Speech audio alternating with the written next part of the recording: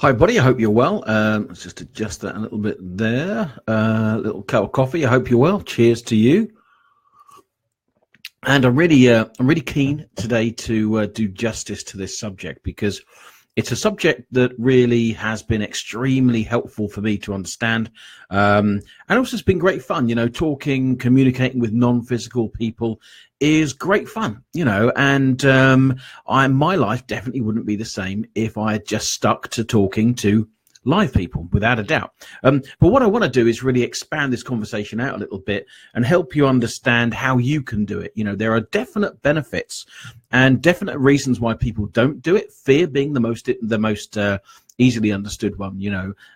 Whether we like it or not, we're so focused into what we'll call the physical world that actually anything outside of it is a little bit scary. And I understand that, but what I would say is that, sometimes you just got to take the leap and play around with it. So today I want to talk about 3 steps that you can really take to help you communicate with non-physical people. I don't want to use the term personalities, because I'm a person, they're people, or they're beings. We can say we're all beings, so non-physical beings. Maybe that's better, but I don't want to label anybody because, words are important. I don't want to label, Leslie Jane Humphreys, how are you? I don't want to label because once you start labeling, then what happens is your mind goes into a certain thing. So let's have a look at what it is. So what we're talking about here is your very natural, easy ability, in fact, to communicate with non-physical beings. Okay.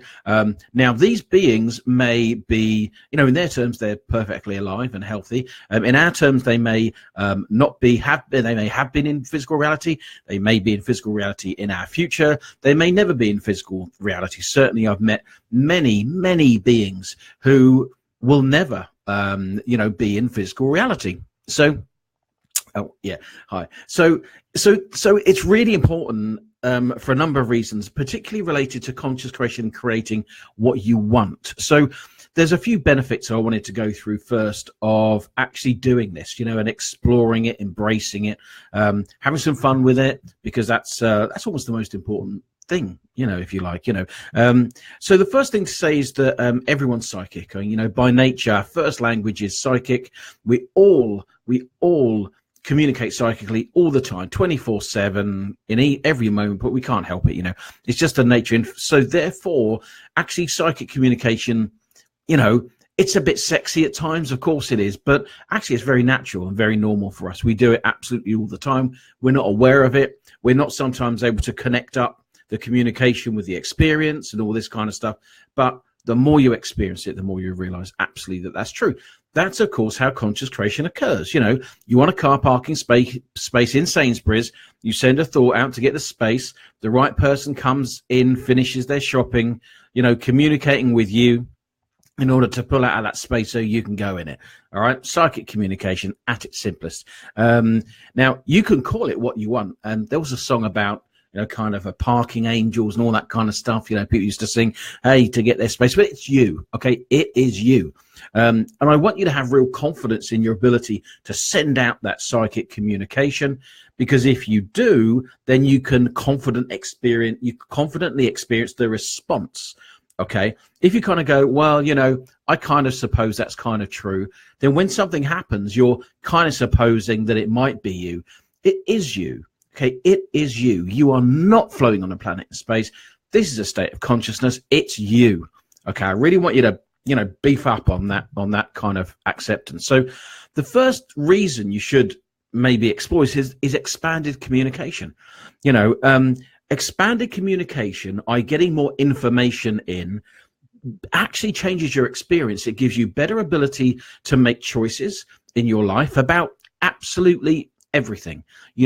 If you had more information about the nature of who you are, the nature of reality, the nature of events, the nature of your immortality, then your decision-making would be very different. Certainly, I am generally pretty darn relaxed most of the time because of the information I'm able to gather from other states of consciousness.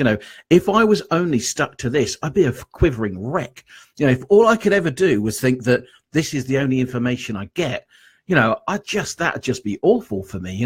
So expanded communication is one of the very practical benefits of understanding your ability to communicate at a psychic level. Now, it's also within that communication that you receive, there's motivation, there's love, there's support, there's humor, and all that is kind of embedded in the communication. So expanded communication beyond the physical senses has multi-layered benefits to it. And that's just the first one. The second one, of course, just to labor the point, is you get a better life experience. So if you want better choices, if you want increased spiritual growth, so personal growth, actually communicating with non-physical personalities is absolutely essential, So I'm just trying to read this. Yes, Leslie. Yes, me too. Absolutely. Yeah. We all learn from them. That's the kind of whole point. So actually, you can extend that into understanding about past lives and future lives. It's all going on now, but we call it that. Other lifetimes that you're in. And, it's a very natural thing to do. It's a very natural and easy thing to do when you want to do it. But the difficulty is the filter that it's going through. So remember that communication comes out, from outside of yourself, comes toward you, if you like words coming. Now, how you interpret that is entirely up to you. And the truth is, if you are, if you think that all communication has got to come from a Buddhist, whatever from 1843, then you'll label it in those terms. If it's got to come from an angel, you'll label it in those terms. Remember, you're the filter to this communication. You are the filter. So the clearer you can be, the less up yourself you can be, the less kind of uber spiritual you can be, just the more yourself you can be, with a really good understanding that this communication is there and exists, will allow you to communicate much, much more easily.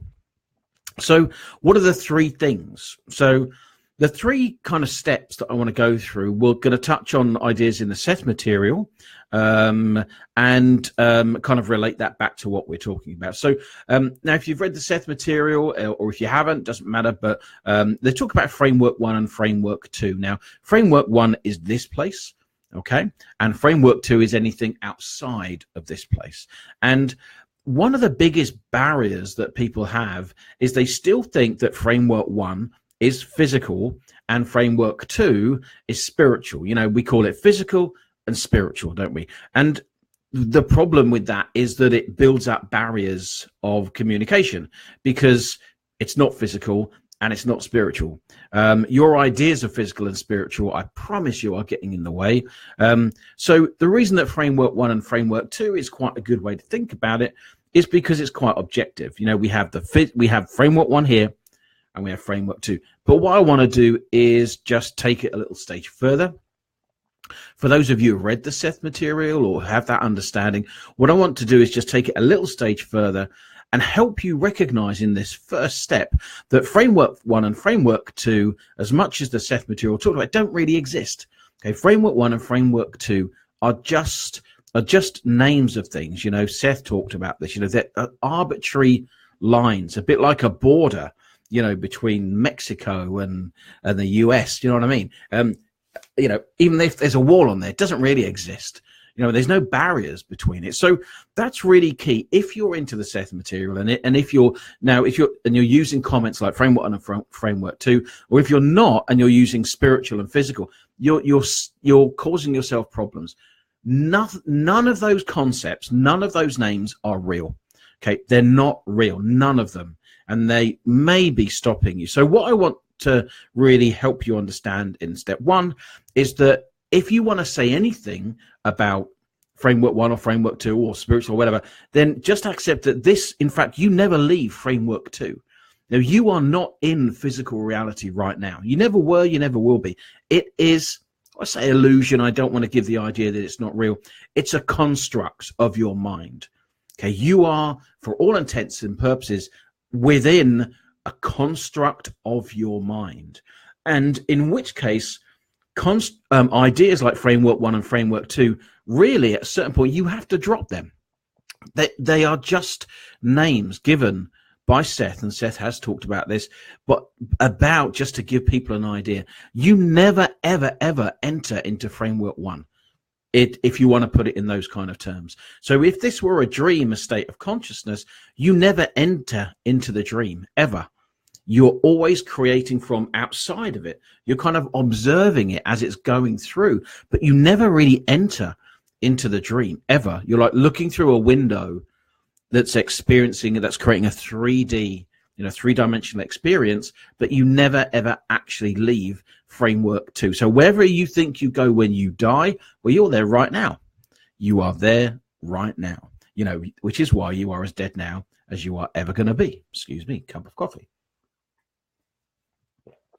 So that's a really big step to take, and however I can get across to you that, and maybe my words aren't doing justice to it, I really want you to begin to understand all of these names are arbitrary. They don't really exist at all. So if anything, you want to say you are non-physical by nature. Now, when people say I'm spirit in human clothes and all that kind of stuff, yeah, I can kind of get that. But spirit in human clothes implies that you're human, but you're also not human. So drop all of those, just drop them, get rid of them, and just accept you are a being in a state of consciousness created by thought. That's what you are. Now, a bit mind-blowing, I know.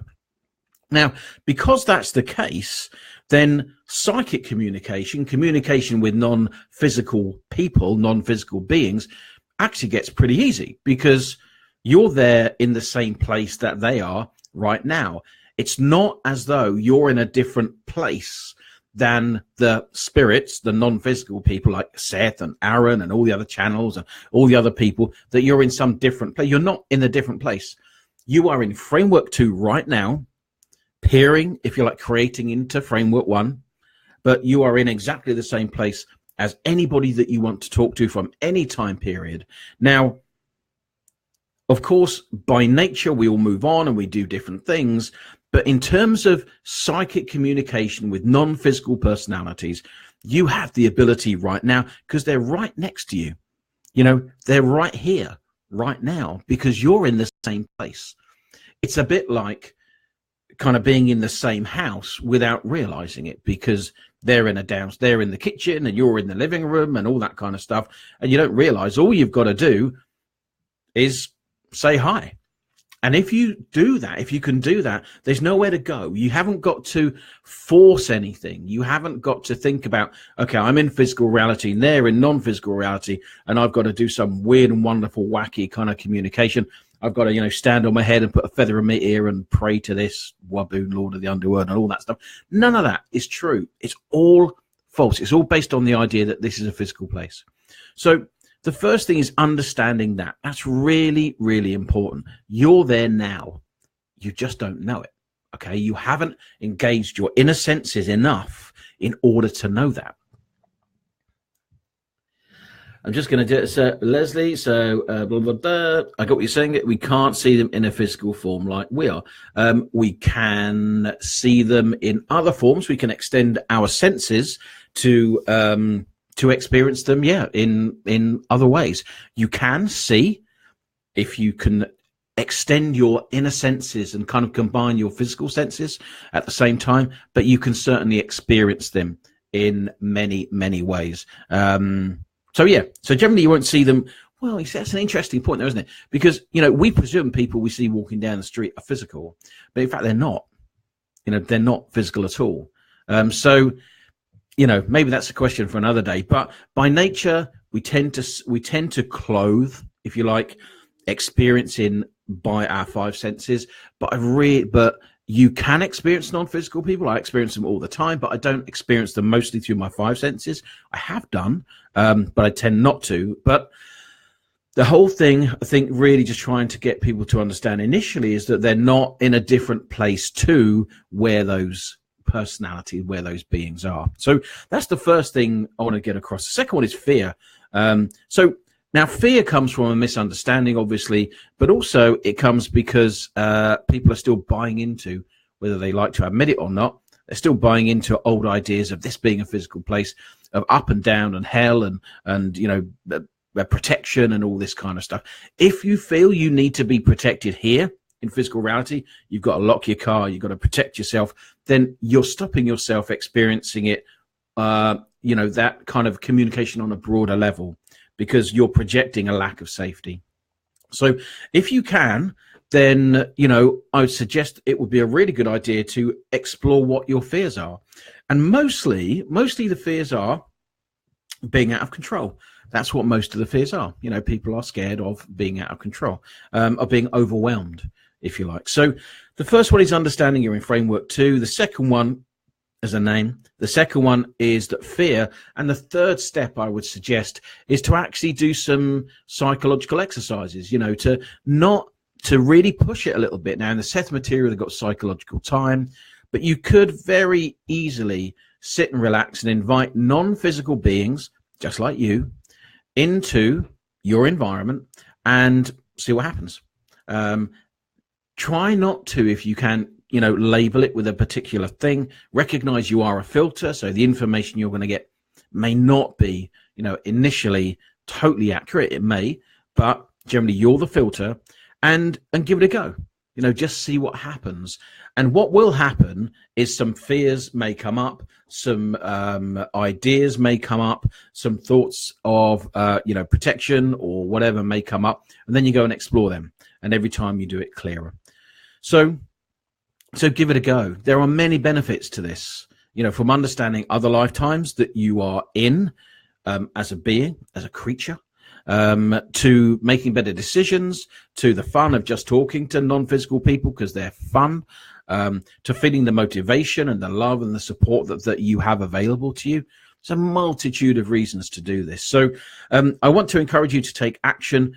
Stop reading anything if you can. I know I might get, people might, push back on that, but stop reading and spend 2 weeks of your reading time communicating with non-physical people or doing these exercises, exploring your beliefs, because I promise you that will bring you far more than any reading at all. So I'm encouraging people to put down the books for a couple of weeks and do some doing, because reading just won't cut it. It won't cut it as much as we want it to, and give it a go and get back to me and see what happens.